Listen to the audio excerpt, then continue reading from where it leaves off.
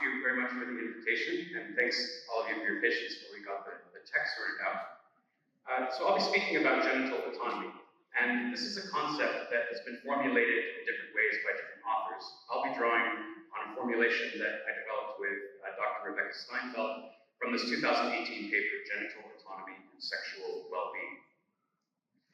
So what is genital autonomy? It's based on the right to bodily autonomy, which is an almost universally recognized human right. And you might think that the genitals, because they're part of our body, are in some sense already covered by this widely recognized right. And that's true, but it's also true that in many cultures, the genitals are seen as distinctive, as especially personal or private, related to a person's sense of self or identity, in a way that, for example, their elbow or knee might not be. And so unwarranted or unwanted intrusions into this part of a person's body are of a sort that may be considered a stronger violation of the person's right against interference. So the trans feminist philosopher Antalya asks us to compare these two simple cases: grabbing someone's hand without their consent and grabbing someone's genitals without their consent. And her argument is that although these might superficially both appear to be infringements of the person's bodily autonomy, the latter type of infringement is a more serious wrong or a more serious violation of the person's right. And this is a distinction that's recognized to some extent in the law in having a special category of sexual assault over and above the general category of bodily assault. And so that's why I'll be speaking about genital autonomy today, as opposed to the broader, undifferentiated right to bodily autonomy. I'll also say that in the case of persons who are not considered to be fully autonomous adults, so children, for example, or people with certain types of cognitive disabilities, sometimes a notion of bodily integrity or genital integrity will be cited, which is a defensive right that applies even to people who don't have the ability to exercise certain autonomous capacities. To break it down, genital autonomy has a positive and a negative aspect. The negative aspect is a freedom from. People should generally not have things done to their genitals, again, over and above other parts of their body, without their consent. So this would include things like non-voluntary genital touching, cutting, or modification.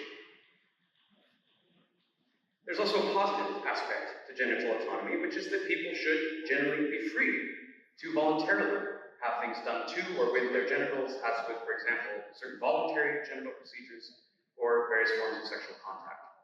So the right goes both ways. And the point for this talk is that if this right exists, if there is a right to genital autonomy, it's a right that by its very nature must apply to all people, regardless of their sex characteristics, their gender assignment, or their gender identity throughout life. So with that theoretical background out of the way, let me tell you a story from my home country. I live and work in England now at the University of Oxford, but I was born in Seattle. And not too long ago in the United States, our federal prohibition of female genital mutilation, as it's called in the law, was ruled unconstitutional by a judge. So our law was struck down and invalidated. And just to get a sense of the room, how many people here, if any, were aware of this development in the United States, that our federal law was nullified? Okay, so some of you. Interestingly, just a few months later, the US Justice Department declined to defend its own law against what is here being called female circumcision. Now it's interesting, this is the same newspaper as the New York Times, just over a couple of months, and you see a change in terminology from mutilation to circumcision. So first of all, what is that about? And second of all, it's a reminder that how we choose to label things often expresses our attitudes toward those things. And I want us to think about the power differentials and who gets to label whose practice in certain types of language. So why did this happen? Why was our law struck down? What's the context of that? And what does this case teach us about the notion of an equal human right to genital autonomy? I'll make a few clarifications about terminology. These are contested waters, so I just have to make some decisions here. I'm going to be talking about different types of genital cutting, rather than using language such as mutilation, modification, surgery, and so forth. And one reason for that is that the main practice I'll be interested in, that was at the center of this US legal case, is a practice that's sometimes called ritual knitting. There are various different names for this. But this is a practice wherein a nick or cut is made to the vulva to withdraw a drop of blood for ceremonial purposes within some Shia Muslim communities. And this involves cutting, therefore, but not necessarily modification. So there may not be long-term detectable physical consequences, although, of course, the experience of undergoing an act of cutting can be emotionally disturbing and have other types of consequences for the person, even if there are no long-term physical manifestations. This is, in fact, one of the most common forms of female genital cutting in many parts of South and Southeast Asia, including Malaysia, Indonesia, some parts of Sri Lanka, and so forth. And what's striking is that this so-called ritual nicking, or what would locally be called female circumcision, is always done as a complement to penile circumcision within the same families. And so the idea here is that both the boys and the girls will be initiated into the religion, as it were, on equal footing. Both of them undergoing a form of genital cutting. Although strikingly in this case, and this becomes relevant, the practice on boys is more invasive than the one on girls in this particular community. So for terminology, I'm going to say FGC, which is an oversimplification. That really refers to genital cutting of children with sex traits that are deemed anatomically normative or typical for females. And so by FGC, I'm referring to non-intersex female genital cutting. Sometimes the term endosex is used to refer to non-intersex children. The same idea for males, the genital cutting of a child born with sex traits deemed anatomically typical for males. And finally, I'll use the term IGC for intersex genital cutting, which has this definition: genital cutting of a child with variations of sex characteristics, or intersex traits due to a difference of sex development.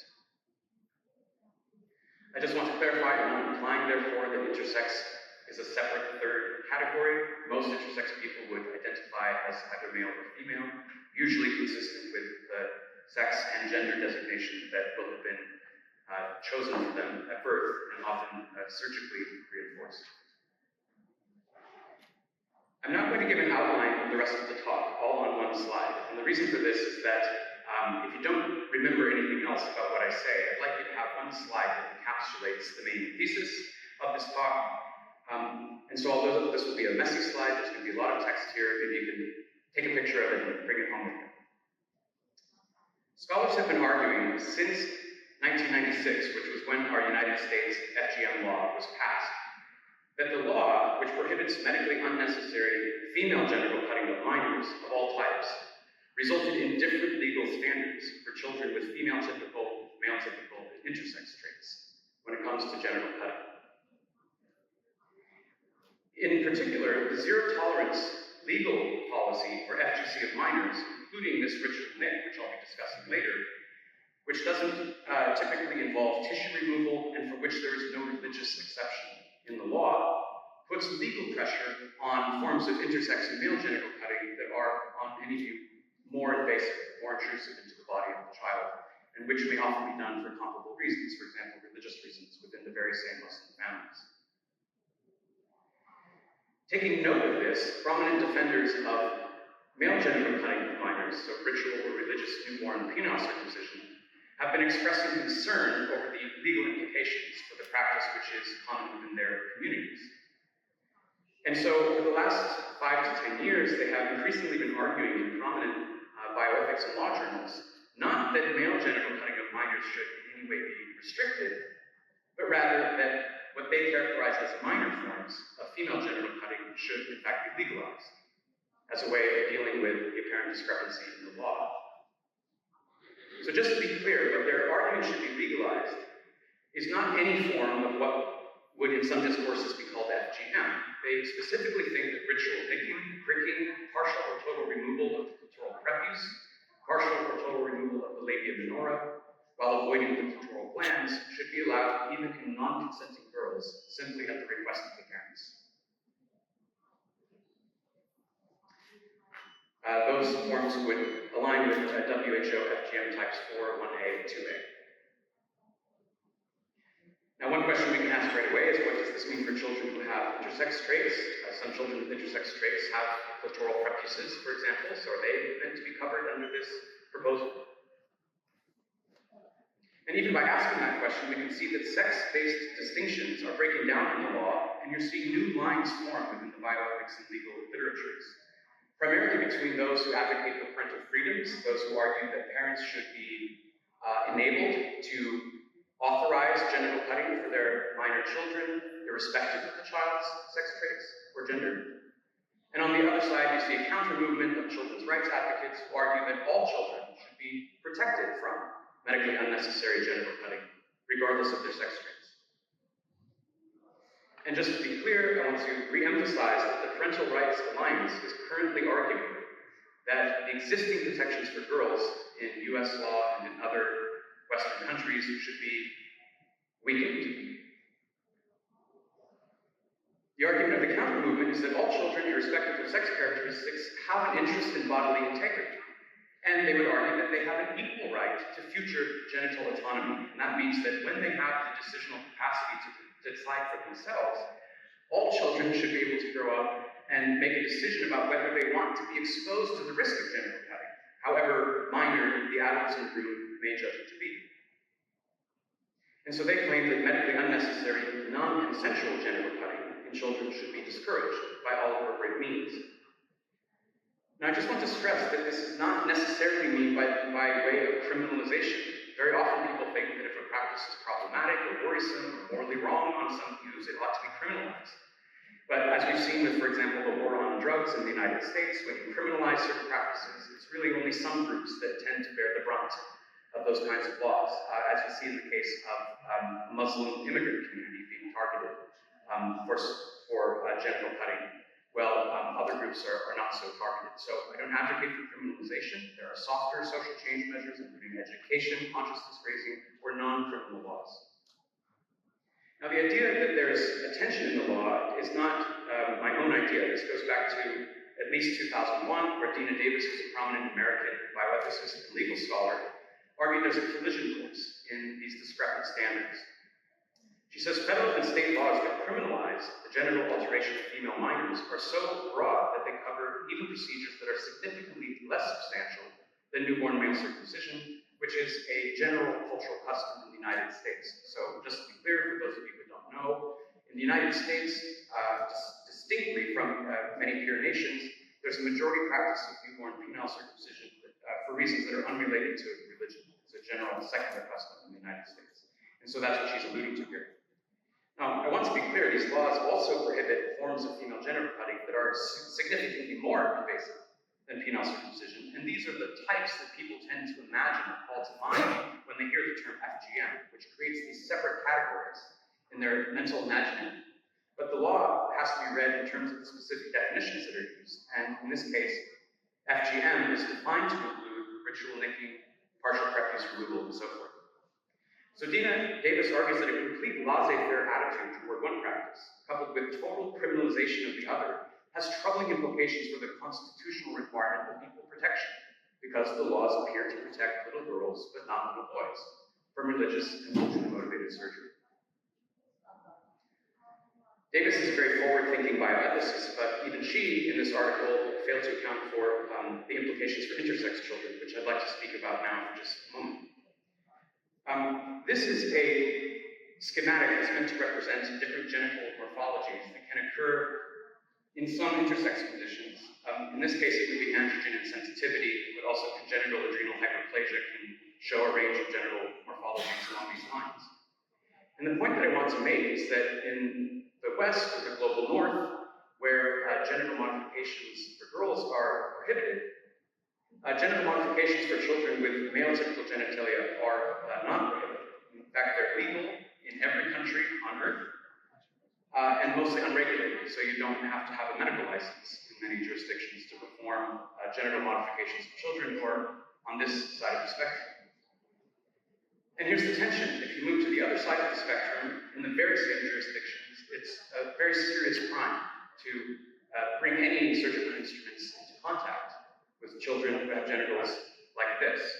Not just the more extreme forms, as I've been suggesting, but any cutting whatsoever is categorically prohibited in the same jurisdictions.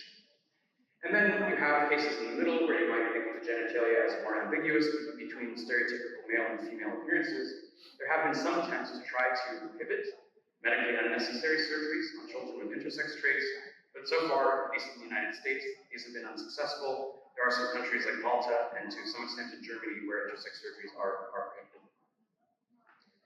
So here's one issue. Intersex traits really fall along a spectrum. And that means that the law is going to have to grapple with this question. At what point does a small penis, which is currently legal to cut, for any reason or no reason, parents don't have to offer one, when does that become a large clitoris, which is categorically illegal to cut? And how is the law meant to draw a distinction between these cases? There's, of course, increasing awareness not only of intersex people, but people with various trans identities. And of course, it's a contested category, and what exactly does transgender refer to is a matter of debate, but basically it's a person whose sense of themselves as a gendered being does not align with their birth sex categorization in a way that's endorsed by the dominant culture. I'll put it that way. Now, I want to explain why we're saying penile circumcision instead of male circumcision. In the United States and Israel, where there's a majority birth custom of penile circumcision, the vast majority of trans women in those societies will have undergone a non-voluntary form of genital cutting shortly after birth. And so they'll be affected by what we tend to call male genital cutting, but gender categories and sex categories can sometimes come apart. And there are also, in fact, implications of this for voluntary gender affirmation surgeries in some trans people who may choose to have a penile inversion technique to create a neovagina. So I'll just quote briefly from this article, which points out that in the most common technique for creating a neovagina in trans women, the foreskin itself is typically used to create the vaginal lining because of its special properties, which I'll spell out in a moment. And if it's not available because it's been removed after birth, further full thickness skin grafts will have to be taken from other parts of the body. So there are very practical anatomical implications for trans people, in addition to perhaps their sense of bodily integrity or bodily autonomy.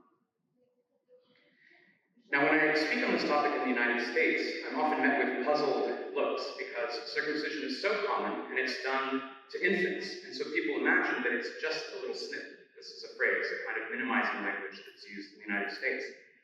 And they think, well, how could just a little bit of tissue possibly be useful for something so extravagant as a transgender surgery? I think this mistake might be due to the fact that they're thinking of an infant penis, which is very small, of course, but it will grow over the course of development by some 200%. And in the adult organ, it's quite a lot of tissue that represents somewhere between 30 and 50 square centimeters on average of elastic tissue. That's roughly a third of the skin system of the penis. And the tissue itself is a soft mucous membrane with an outer protective layer like the eyelid. It's highly sensitive to light touch, it preserves lubrication during certain forms of sexual activity, it's elastic, and it's hairless. And so, in terms of qualitative similarity, the penile prep use is perhaps most analogous to the labia minora in endosex women. And so you might then want to think, just to get a sense of scale and degree of intrusiveness, of penile circumcision as being akin to a labiaplasty and or a pedectomy. So removal of the clitoral preface. So let's talk about cosmetic labiaplasty. One thing that I think is confused in the debate about female genital cutting is that certain types of female genital cutting are called cosmetic surgeries when they're done by Western surgeons and when we think of them as voluntary. But strictly speaking, the World Health Organization definition of FGM does not have a consent criterion. It simply defines FGM as any medically unnecessary alteration of female genitalia, which means that cosmetic labiaplasty should be counted as FGM type 2A.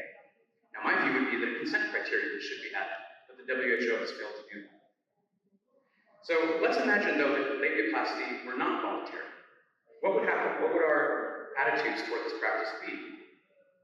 Now, just to be clear, it's illegal to perform labiaplasty on infants.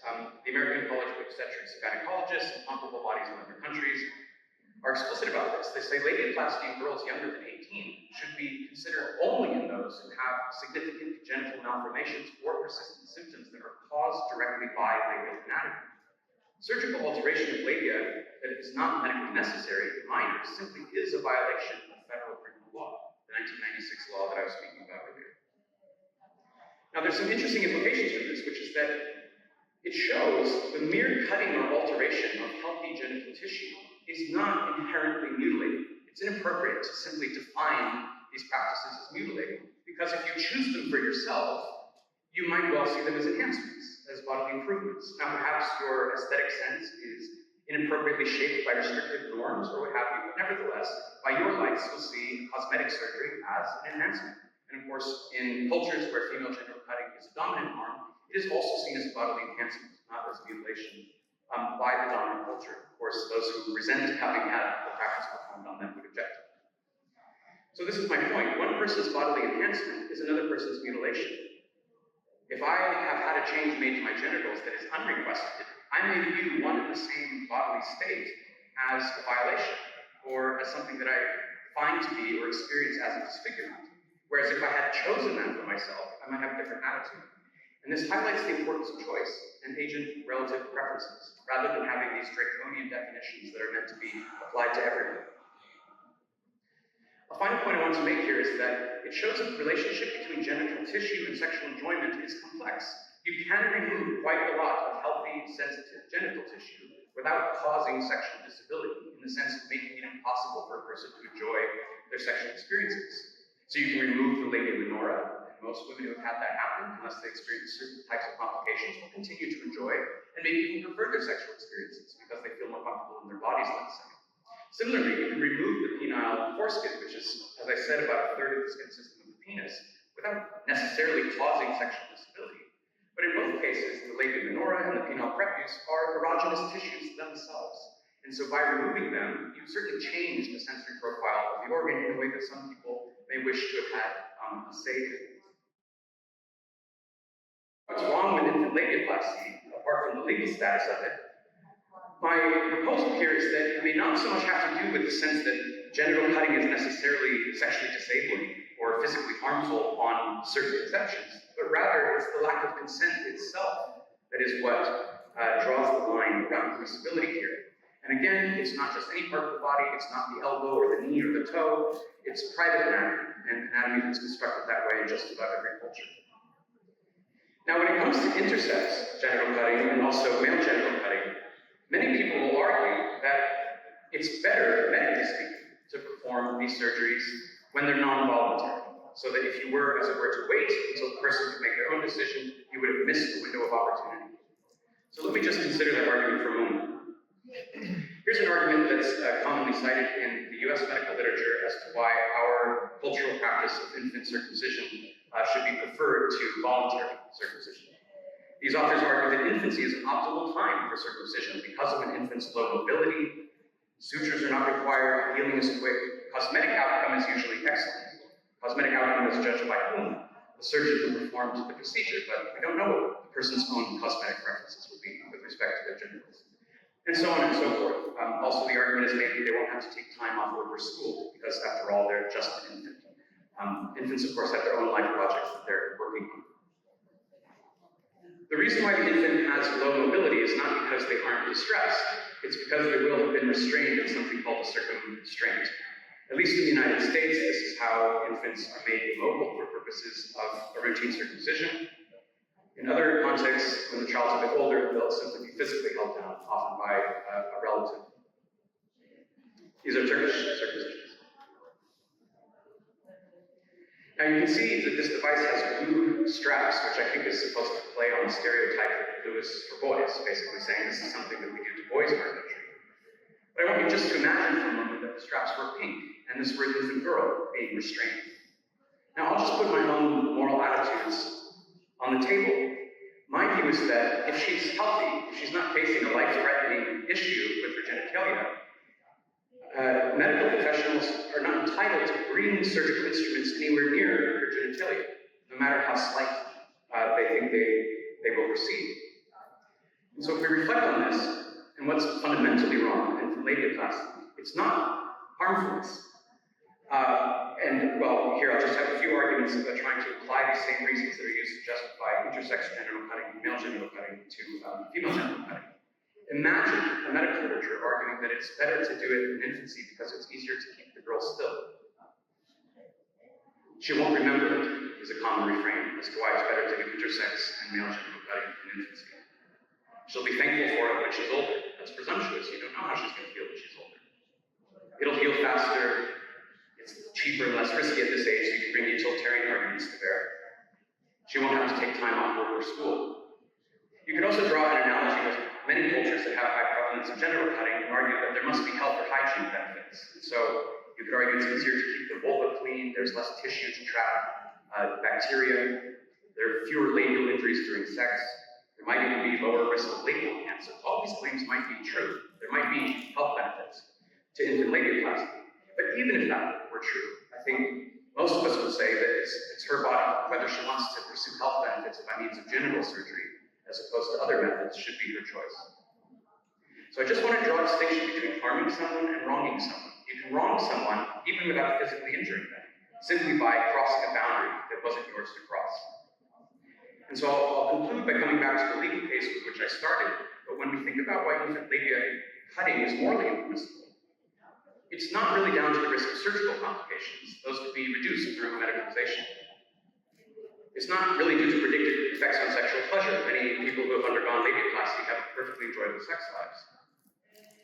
Arguments about hygiene benefits or fewer problems affecting the labia seem orthogonal.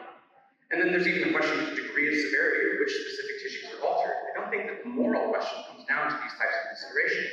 Here's the alternative. The thing fundamentally makes it wrong to cut the healthy genitalia of an infant girl is that it's a non-consensual form of engagement with a private or intimate part of her body without her consent and without an urgent medical need requiring immediate intervention before consent can be obtained. But if that's the reason, that applies to children with any sex characteristics. So these are my last few slides here. This was the case that caught our attention in the United States. It concerned a doctor named Jumana Nargawala, who's from the Dawoodi Bohra, which is a small Shia Muslim sect, primarily based in India and Pakistan, but with communities all over the world, including in Detroit, Michigan. Jumana Nargawala was trained at Johns Hopkins University and practices in Detroit. She was alleged to have performed this ritual NICU procedure on several young girls in a clinical environment within her community. The Bohra practiced what they call khatna, which is an Arabic term that means circumcision. It's a gender-neutral term, so it applies both to male and female circumcision by the local language. And both boys and girls are initiated into religion in this way. I'll just quickly say as an aside that in every culture that practices female genital cutting, they also practice male genital cutting in parallel, but not vice versa. So there are some cultures that only cut the genitals of boys. Again, what's striking about this case is that the typical male operation is more invasive than the typical female operation, and yet only the female operation was considered a federal crime in the United States. So you see the tension and the instability in the law. The way Richard Schroeder, an anthropologist, describes this case is that among some Muslim groups, there's a gender-inclusive version of the Jewish Abrahamic covenant. Not only the boys, but also the girls are circumcised. The procedure for girls amounts to a nick, abrasion, a piercing, or small cut restricted to the female foreskin. The custom is less invasive than a typical male circumcision, as routinely and legally performed by Jews and Muslims within the very same families. If the practice is legal for the gander, why should it ban for the goose? So Schroeder, who's a cultural anthropologist, argues that it should be legal for the goose as well. It's not just Schroeder who's made this argument. In the Journal of Medical Ethics, published by the BMJ, which is probably the #1 medical ethics journal, these authors argue explicitly that because male genital cutting that's non-consensual is tolerated in Western societies, by reason of parity in legal treatment, we should also tolerate female genital cutting that's non-consensual. They say we will argue that a liberal society that tolerates expression of culture or religion in the manner of male circumcision should also permit de minimis FGC procedures in non-consenting minors, including ritual pricking and medically unnecessary labiaplasty. We believe this is appropriate as an assumption because all Western nations in fact permit the ritual circumcision of men. I'm just calling attention to this rhetorical move here. It's not men who are ritually circumcised, it's infants who are ritually circumcised, and that's eliding the key difference, which is the difference in consent. Now, it wasn't just the medical ethics literature that has entertained this argument. It was picked up by the editors of The Economist. They say, after 30 years of attempts to eradicate the barbaric practice, they're referring to female genital cutting among Muslim communities. And again, who gets to call this practice barbaric? It's time to try a new approach. And the new approach that they argue is to permit or tolerate female circumcision of minors. So increasingly, the presumed moral and legal acceptability of medically unnecessary, non-consensual male genital cutting is being used to argue in favor of tolerance for what the people making this view consider minor female genital cutting.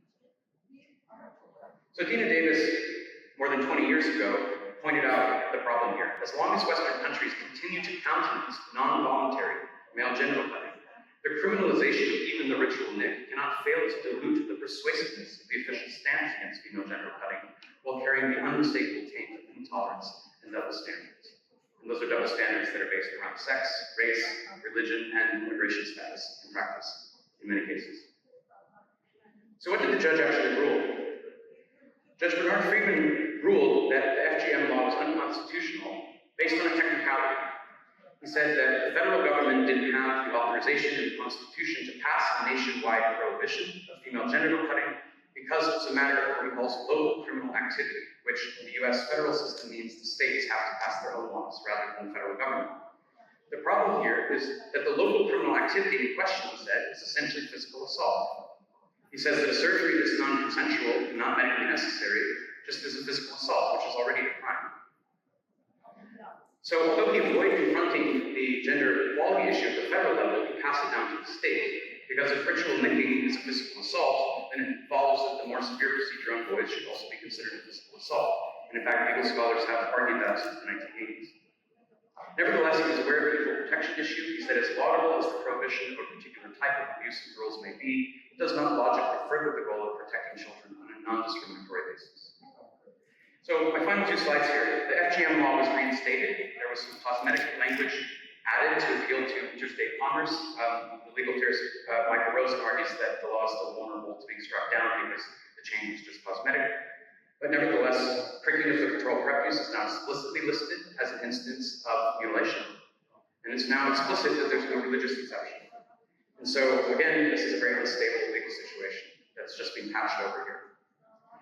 I'd like to suggest that going forward, this discussion will have to shift from the x-axis here, which is determining the stereotypicality, male or female, of a child's genitals as to whether it's permissible to perform an operation on them, to the y-axis, which is questions of autonomy. Was the person able to make a decision about the application of surgical instruments to their own body, irrespective of their sex characteristics? So this view is gaining steam. This large collaboration of more than 90 philosophers, ethicists, physicians, anthropologists, and others argued a few years ago that under most conditions, cutting any person's genitals without their informed consent is morally impermissible, unless the person is non-autonomous, so they can't consent, and the intervention is medically necessary. So I'll leave you with that thought, and thank you for your time.